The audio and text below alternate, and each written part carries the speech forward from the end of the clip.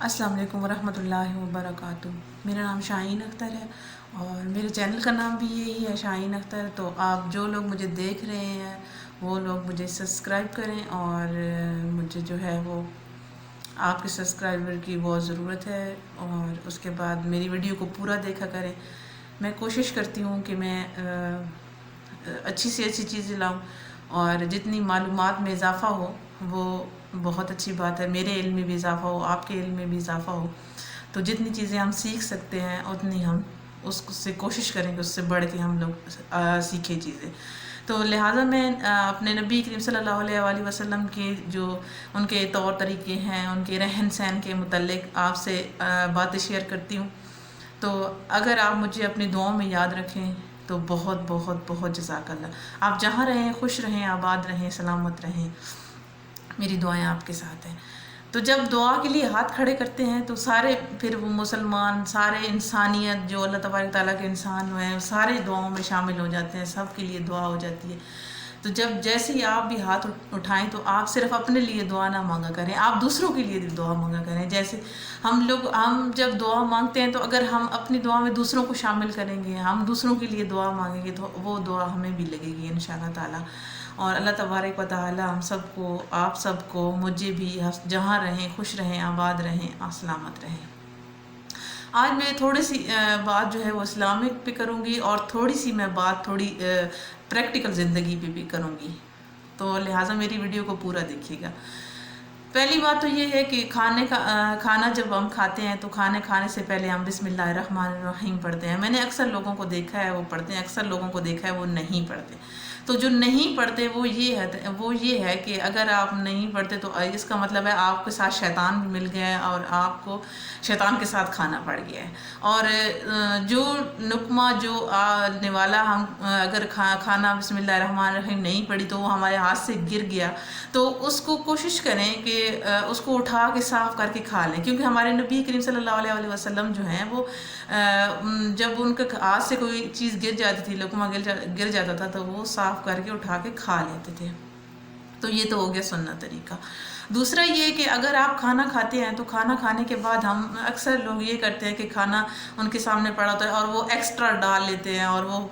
ایسے چھوڑ دیتے ہیں۔ تو ایسے کھانا جو چھوڑنا ہے وہ یہ ہے کہ آپ برکت کو چھوڑ رہے ہیں۔ کیا پتہ کس چیز میں، کس قطرے میں برکت ہے آپ کے لیے، اللہ پاک نے برکت رکھی ہے۔ تو لہٰذا اتنا ہی کھانا ڈالیں جتنا آپ نے کھانا ہے، اور کھانے کے بعد آپ برتن کو اچھی طرح سے صاف کر لیں۔ تو اس کے بعد پھر یہ ہے کہ برکت کی جو رکھی گئی ہے کہ برکت کس چیز میں ہے، کس قطرے میں ہے، کس لقمے میں ہے، تو وہ یہ ہے کہ جو ہم کھانا کھاتے ہیں تو کھانا ہمارے ہاتھوں پہ، ہماری انگلیوں پہ لگ جاتا ہے۔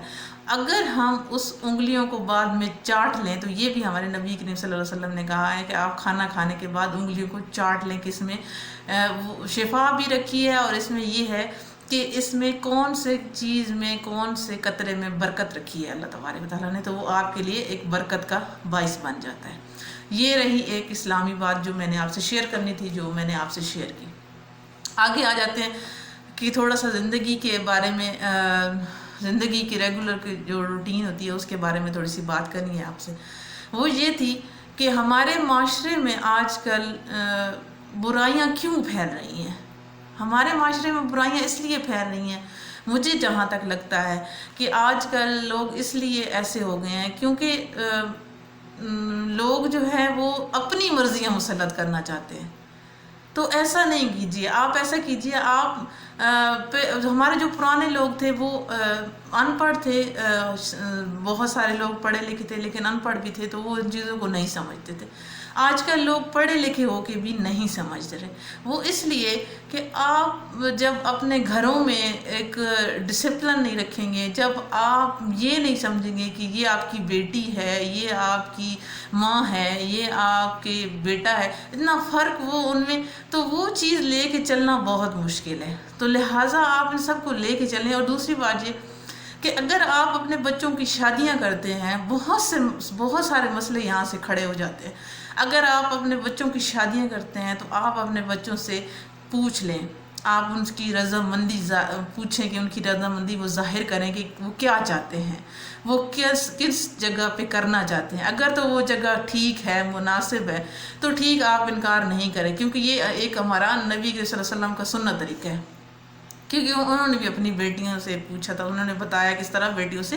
پوچھا جاتا ہے۔ پھر ایون کہ ہمارے جو والدین ہیں وہ پوچھتے نہیں ہیں، وہ اپنی مرضی مسلط کر دیتے ہیں بچوں پہ کہ یہاں پہ شادی کرنی ہے، آپ نے تو بس کرنی ہے۔ تو اس وجہ سے بھی مسئلے کھڑے ہو جاتے ہیں، آگے جو بچیاں ہوتے ہیں ان کا دل نہیں ہوتا، ان کی رضامندیاں نہیں ہوتی، پھر آگے وہ مسائل کھڑے ہو جاتے ہیں، پھر زندگی کو لے کے چلنا بہت مشکل ہو جاتا ہے، آگے ان کے بچے ہو جاتے ہیں، پھر یہی کہا جاتا ہے جی سمجھوتا کر لیں، آپ گھر میں یہاں رہ لیں، بس گزارا کریں، تو وہ چیزیں بہت مشکل ہو جاتی ہیں وہاں پہ رہنے کے لیے، اور یہ چیز اتنی مشکل ہو جاتی ہے کہ وہ پھر گھر جو ہیں وہ خراب ہونا شروع ہو جاتے ہیں، برباد ہونا شروع ہو جاتے ہیں، پھر ان کو کچھ سمجھ نہیں آ رہا ہوتا کہ ہمارے ساتھ کیا ہوا ہے۔ اگر والدین ہی کوآپریٹ کر لے یا سمجھا دے، کوئی بڑے بہن بھائی ہیں تو ان کو سمجھا دے کہ نہیں ایسے نہیں کرے، اگر ان کا دل نہیں ہے تو آپ یہاں پہ شادی کی مت کریں، تو یہ مجھے لگتا ہے کہ بہت بڑا مسئلہ یہ بھی ہمارے ساتھ بن کے آ رہا ہے کہ یہ نا ایسے ہو رہا ہے ہمارے معاشرے میں، یہ بہت بڑی ایک بات ہے۔ اور جہاں جہاں تک یہ بات جب سنی جاتی ہے نا تو دل کرتا ہے کہ یہ سارے لوگ پیار محبت سے رہیں، امن سکون سے رہیں، اور جو والدین اپنے بچوں کی وجہ سے پریشان ہیں، اللہ تبارک تعالیٰ ان کی پریشانیاں دور کرے، اور جو بچے جو ہیں وہ غلط فیصلے لے رہے ہیں یا پھر وہ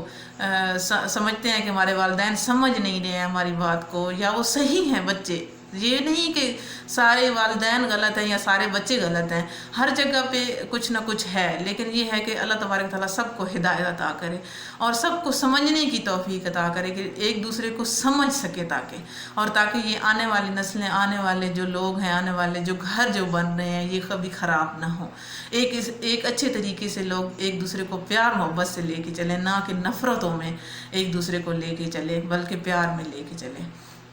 بس یہی میری بات ہے، اور اللہ تبارک تعالیٰ سے دعا ہے جہاں رہیں خوش رہیں، اور اب اینڈ پہ چھوٹی سی دعا کروں گی اور ویڈیو کو اختتام کروں گی۔ تو لاسٹ میں یہی کہوں گی، اگر کوئی دیکھ رہا ہے میری ویڈیو تو سبسکرائب کر دے اور اپریشیٹ کرے، اگر میری باتیں اچھی لگی ہیں تو اپریشیٹ کرے، اور بہت بہت جزاک اللہ۔ تو دعا کے لیے کہ